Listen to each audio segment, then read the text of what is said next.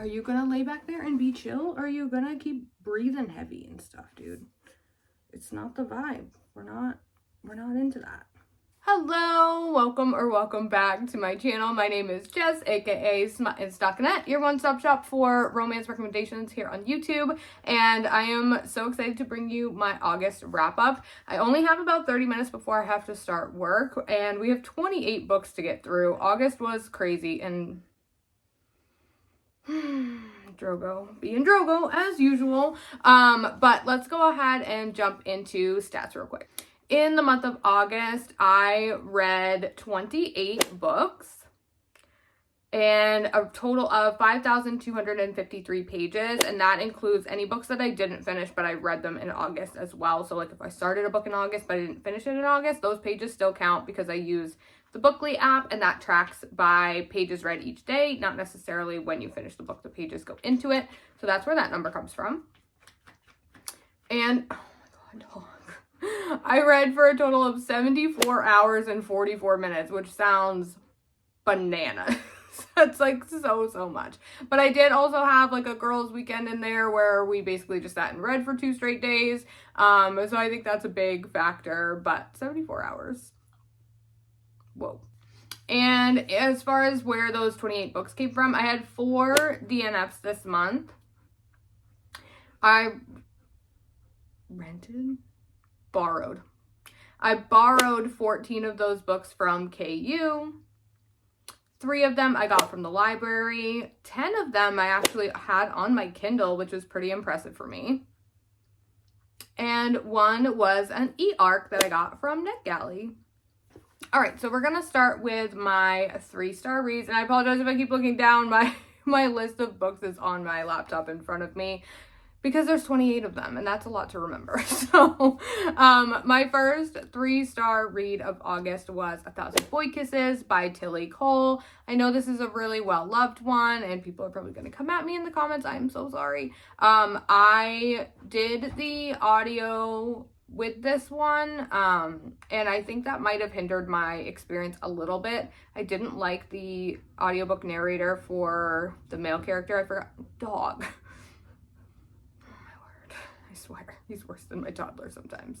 I didn't love the narrator for the male point of view. I felt that he was a little bit... I didn't love his demeanor or like how he talked. And so that threw off my enjoyment a little bit. But overall, I felt like it was a little bit too long, I think. Like it just felt kind of drawn out. But yeah, I still gave it 3 stars, which is still a great rating. I pretty much will DNF anything if I don't think I will give it at least a 3-star. So 3-star it is. Another really well-loved one that I'm putting in my 3-star category, I'm so sorry, is Heartstopper Volume 1 by Alice Oseman. This was really cute. I actually was surprised how much I enjoyed reading the graphic novel on my Kindle. It was really interactive. I think they did a great job in making it so that it's enjoyable to read those on like an e-device. So I actually really enjoyed that perspective or like that aspect of it. The story was cute, but it definitely reads very YA, and I just think that I didn't love the characters as YA.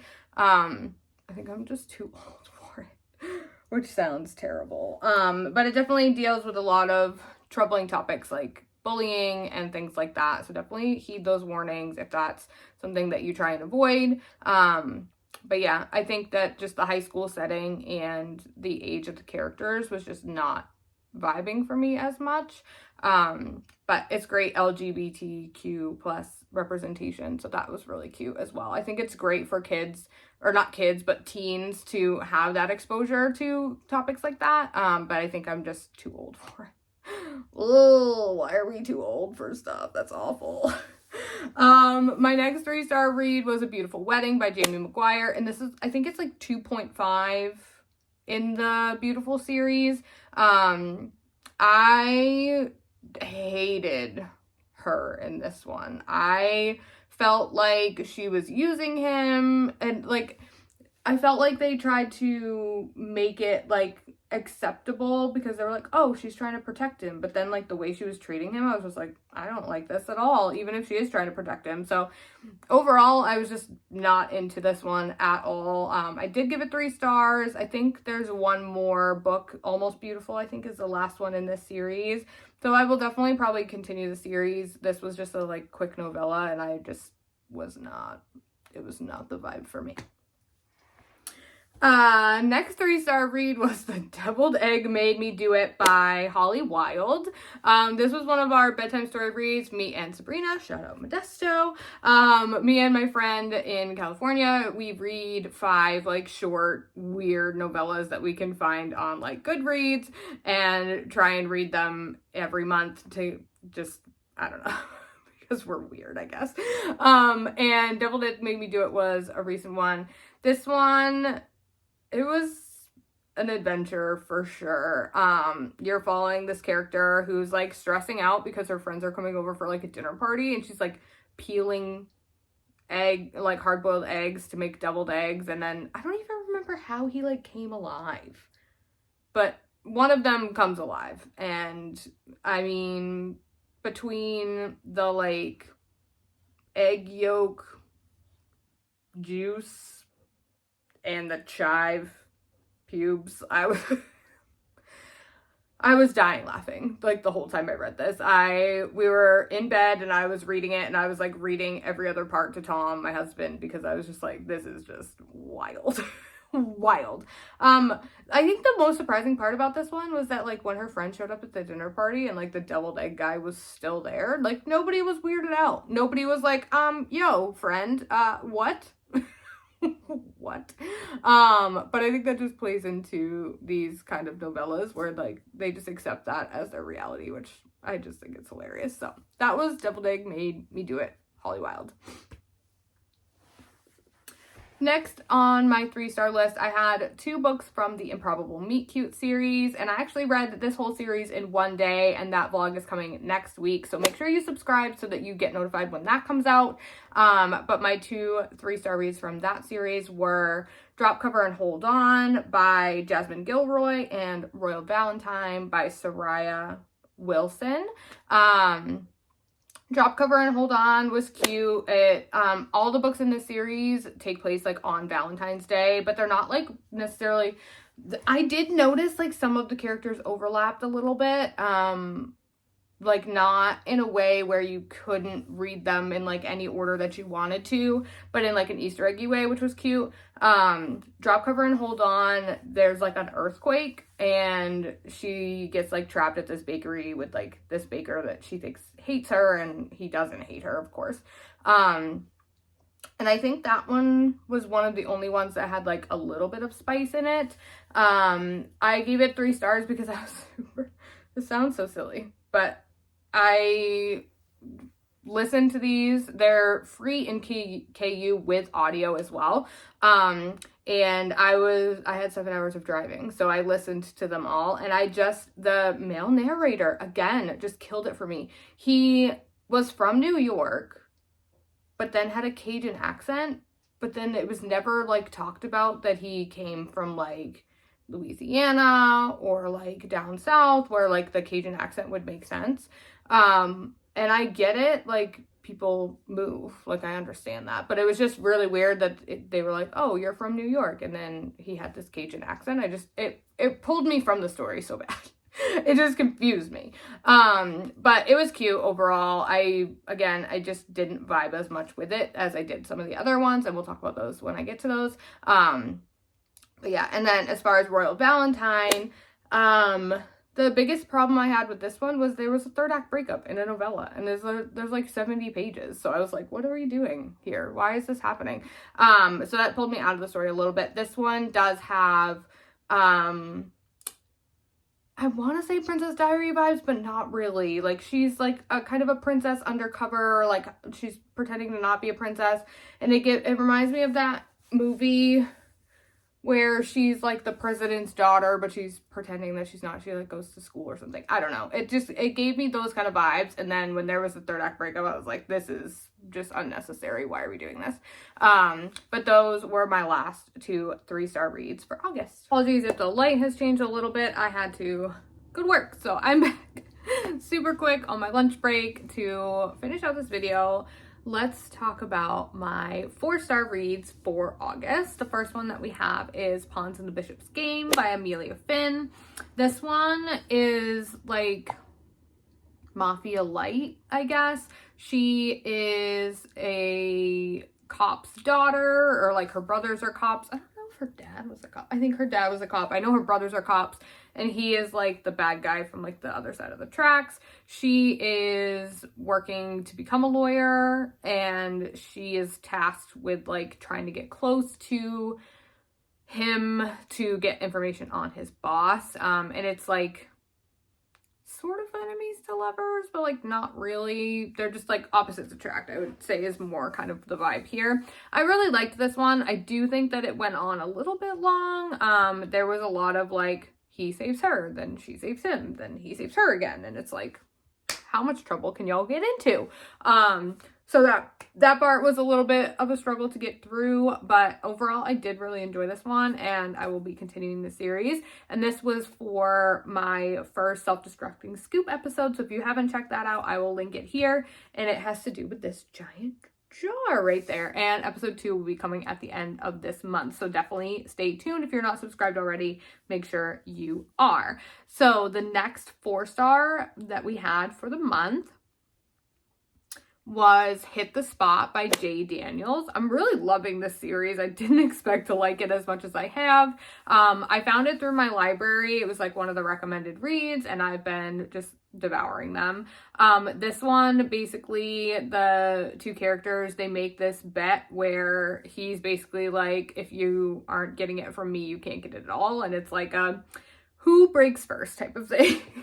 But I really, really loved it. It's the typical, like, he's a player, she's kind of like shy-ish, and they kind of fall into, you know, love, like you do in a romance book. But I really like this one. I'm excited to continue the series. So that will be coming soon. Like I said, this one's from the library, so you cannot get it on Kindle Unlimited, so just be aware of that. Next, we had Hate Mail by Donna Marchetti? I'm not sure if I'm saying that right. I absolutely loved this one. We've talked about it many, many times, but any book that incorporates text messages, emails, letters, I'm all about that life. And this one starts out, you have some pen pals, and they are kind of writing back and forth. They get paired up through like a school project, and fast forward like years and years, and she gets this random letter, and she automatically knows that it's her pen pal because of like the way he writes to her, and she's like trying to find him. I absolutely loved this one. This one is for episode 2 of Self-Destructing Scoop, so you won't see that quite yet, but it is coming, like I said, at the end of the month. But I had to get a jump on it because I drew like 10 books for that, so whoops. But I absolutely love this, and I can't believe that it's a debut novel. I think it was so well done. I ate it right up. I ate it. I read it in like one morning. It was crazy. My next 4-star read was Forbidden Game by Madison Fox. This is book 2 in the System series. It follows this trio of masked gamers, and I absolutely loved book 1. It was her debut novel as well. Book 2, also loved it. It's like a billionaire, and he is involved, or he gets involved with their, like, is she a publicist? Or like assistant? I don't know. She's like tasked with keeping them like on schedule. I want to say she's their assistant, but I don't know. But I absolutely love this one. I love a good billionaire. I just love when they're just like, money is no option or no object. Like, that just makes me swoon. Because, you know, we all need that in our lives. So this one I gave 4 stars to, and the last book in the series I think comes out at the end of this year, which is Fake Game, which means it's going to be fake dating, and I'm so here for it. So definitely check out that series if you are into gamers. I know so many book girlies have gamer husbands. I am also one of them. So yeah, it's a vibe for sure. My next 4-star read was A Walk to Remember by Nicholas Sparks. Unlike some other books by Nicholas Sparks that we'll talk about later in this video, I absolutely love this one. I read this book as a kid or like not as a kid, but as like a teenager, and I was obsessed with it. I remember trying to finish reading it like right around the time the movie was coming out, and I went to see it with my friend Courtney. We were in like middle school, we were young, but I was absolutely obsessed with it. And I think it's really interesting after like a reread that I was so into that book, because it is like so not a teenager book like at all. But I really enjoyed this one, and it just brought me right back down memory lane. So yeah, and this book I actually read for an upcoming Eris video. So if you are a Taylor Swift fan or just love a good reading challenge, I will link my Eris reading challenge up at the top. I'm basically I was trying for every couple weeks, but it's kind of ended up more at like every month. I made this Eris challenge where I read 3 books inspired by each Taylor Swift era, and it's been really, really fun. So Walk to Remember is for an upcoming era, but if you want to check out Debut and Fearless, I will link it up at the top. Next, for the 4 stars, I'm actually going to lump these 3 in together because they're all from the same series. We have Love Notes, A Love Song for Liars, and A Love Song for Rebels, all by Piper Lawson. This is the Rebels series. It takes place after the Wicked series, if you've ever read that. And we're following Annie and Tyler, and I've really enjoyed their kind of love story as it's progressed. The first 2 are clean romance. There's no spice in them at all, but book 3, you start to get a little bit of spice, so if that's something you're into. I did have to get these from my library, but I really wanted to continue, not necessarily the Wicked series, because I didn't love the ending of the Wicked series. I think it was drawn on a little too long, but I'm really enjoying this series, so I've been really enjoying that. Let me say enjoy it like 6 more times. But you are following Annie and Tyler like comes to live with Annie and her family, and they like, he's kind of popular and she's kind of an outcast, or like black cat, I think is what they call them now. And so he is like getting really popular, but then she's kind of left behind. But they were always friends, so it's been really cute. It does have musician elements as well. My next 4-star read was Exterminatrix by Brynn Weaver, and if you recognize Brynn Weaver, she is the author of Butcher and Blackbird.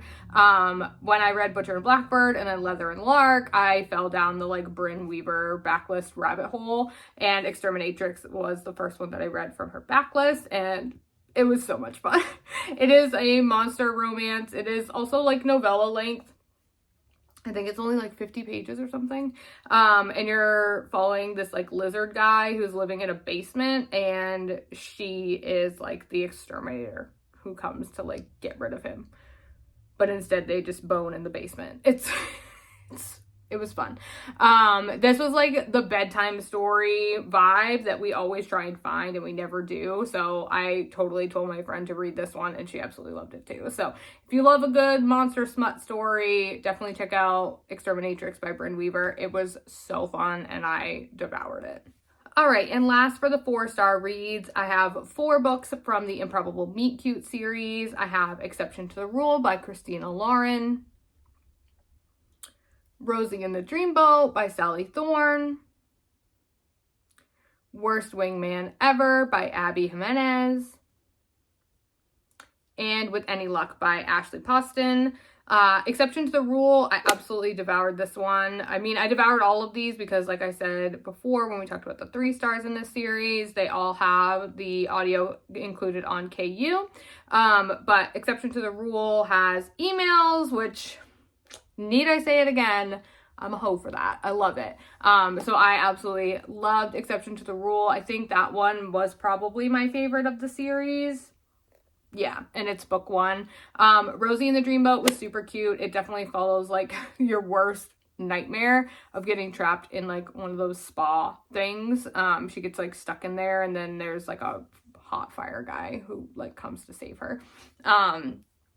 That one was also really cute. With Any Luck is No, worst wingman ever. Sorry, going out of order. Worst wingman ever is like he is trying to like deliver a Valentine's Day message to his sister-in-law, like his brother's girlfriend or wife, I can't remember which, but he leaves it on the wrong car by accident, and then like she replies to him by like leaving a note on her car as well, and they like, there's notes.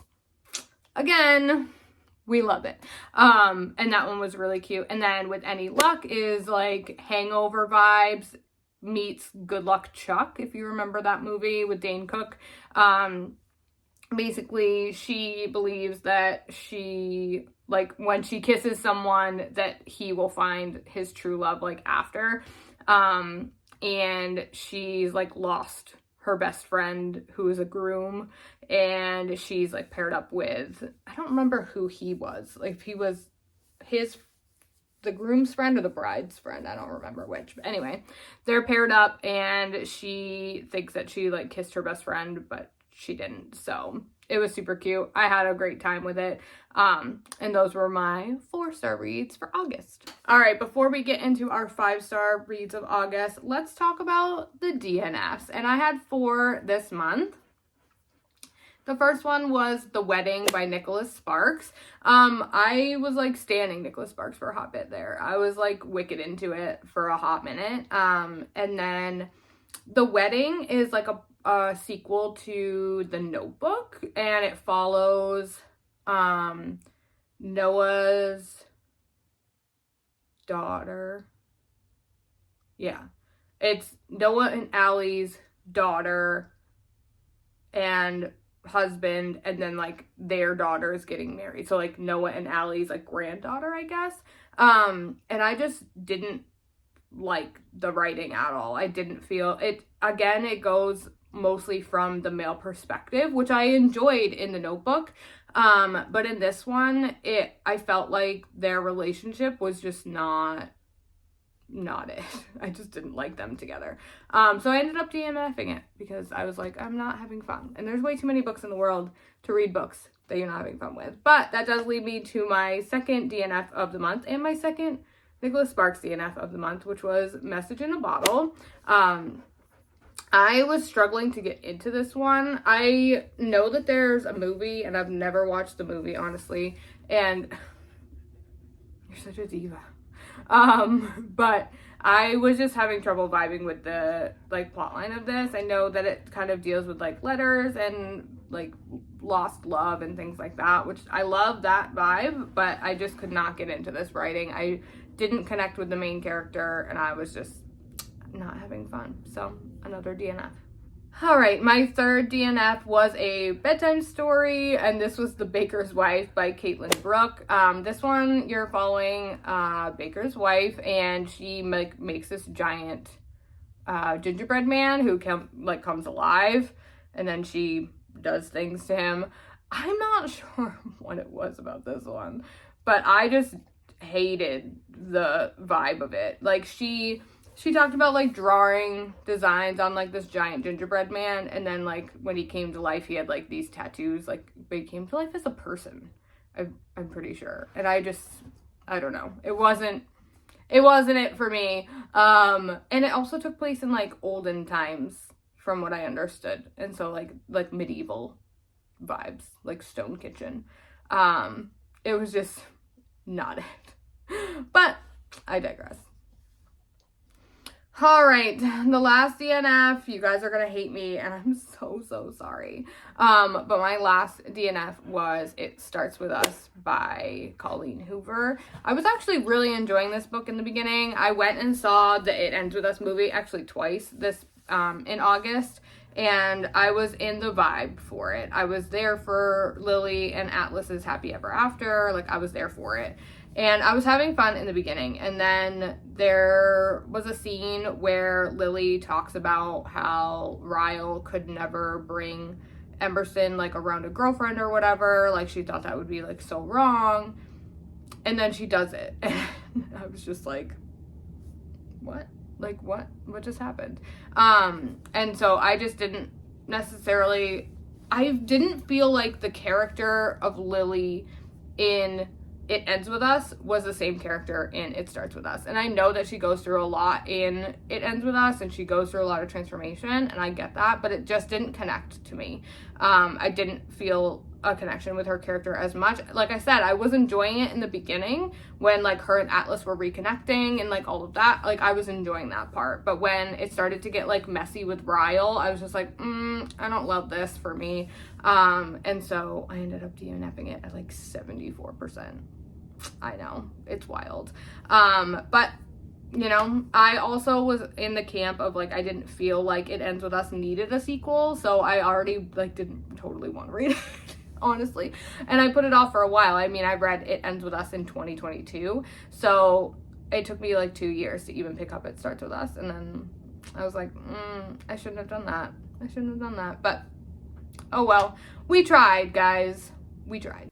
And finally, we have our 5-star reads, and I had 5 of them this month, which is exciting. The first one that we're going to talk about is The Notebook by Nicholas Sparks. I have always loved this story. The book is really unique in the sense that it's only written from Noah's perspective, so it's all male POV, which is pretty rare, I find, in the romance book world. And that was really different for, you know, like in the 90s, early 2000s when this book came out. But I will always love Noah and Allie's love story. It's so good. It's always been so good. And yeah. Need I say more? If you've never read The Notebook or you've never watched the movie, you're missing out. Like, go. Do it right now. Click out of this video. Go watch it now. The next 5-star read was Forget Me Not by Julie Soto. This is my first book by Julie Soto. It's also her debut novel, and I loved this one. You are following a wedding planner and a florist, and it's like borderline second chance. Like they had hooked up. Did they hook up? Yeah, I guess they kind of did. They like hooked up in the past, and now they're like tasked to work together on this like high profile wedding. And she gets hired by the 2 brides, so there is some sapphic representation in here. She gets hired to help the 2 brides plan their dream wedding, and then she finds out that he was hired as the florist, and she's like, can we pick somebody else? And they're like, no. So she is kind of like forced to work with him, and you kind of get to see their relationship like flash back and see kind of what transpired between them before and kind of how they're growing together now. I absolutely loved this one. There was so much wedding vibes in the year, so I absolutely loved that. And the idea of like this broody kind of like tough tattooed guy being a florist just did something for me. I was so invested. Next for my 5-star reads, I have What's Left of Me by Kristen Granada. This is my first Kristen Granada book, and this one was recommended to me also by my friend Sabrina, so shout out to her once again. And this was for a self-destructing scoop episode, so I'm not going to give you too much information as far as where the book came from, but this one has a lot of content in there that you may want to be weary of. There's some abuse, there is a lot of loss and grief, so it's definitely a darker book, but the romance was so well done and the transformation for the 2 characters was so well done, and I felt like there was a great balance of them doing their own individual kind of growth and then growing together as a couple as well, and I just thought it was really well done. Like I said, this was my first Kristen Granada book, and I definitely plan to read more of her. I also just started following her on Instagram, and she's so great. I am obsessed with her stories. She like posts all kinds of like pep talks and stuff in her stories in the morning, and I'm living for that. So I highly recommend Kristen Granada if you haven't checked her out yet, and follow her on Instagram if you need a therapist, because that's where I'm currently getting my therapy from. It's free, it's fine. Next for my 5 stars, we have Muses and Melodies by Rebecca Yarros. This is book 3 in the Hush Note series, so I got to finish up this series. This one you're following Nixon, who is the guitarist, and I don't remember her name. I'm really bad with names. That's why I never use them in my reviews, because I read too many books and I cannot remember names. But I do remember Nixon, and he is dealing with being sober. And so they like task this babysitter chick to like make sure he doesn't get into any trouble, and they fall for each other because of course they do. It's a rock star book, and I feel like that trope is very common in like the rock star world as far as books go, but I thought this one was really well done. I loved how the two characters had like great banter and they played together well on the page, so I really liked this one. I enjoyed this whole series. I think I've given all of them either 4 or 5 stars. And I read the whole series this year, so I highly recommend the Hush Note series. The first book is Lies and Lullabies by Devney Perry, I'm pretty sure. Or it's Sabrina Bowen. I can't remember which one's which, but it's a shared world series, so the books are written by different authors, but they did such a great job making all 3 books so good to read. And my last 5-star read of August was Bitter Truth by Meredith Wild and Jillian Leota. I got this one as my first ARC on NetGalley. I actually am friends with Jillian on Facebook, and she had posted that she was looking for ARC readers, and I was like, I'll read it, sure, why not? And I absolutely loved this one. It is small town. It takes place on like a at a winery, and like he has like a secretive past. He's hired as the chef for like the restaurant that they're opening at this winery that her family owns, and she's coming back from LA. She had like gone to be a singer and it didn't work out, so she's coming back home, but like her brother and her dad kind of feel like she abandoned them, so she's dealing with kind of like those family issues. And then you have the male main character who has like a darker past, but you like don't really know a lot about it. So you're kind of trying to decide or trying to figure out like what happened to him in the past. There's definitely a lot of angst and a lot of tension in this one. I guess you could say it's a slow burn, but like there's little fires lit along the way. So like it takes a little while for like the fire to light, but there's definitely little flames throughout, and I absolutely love this one. It always amazes me when there's a pair of authors that can write so seamlessly together. I just think that's so amazing. Like, how freaking cool are you?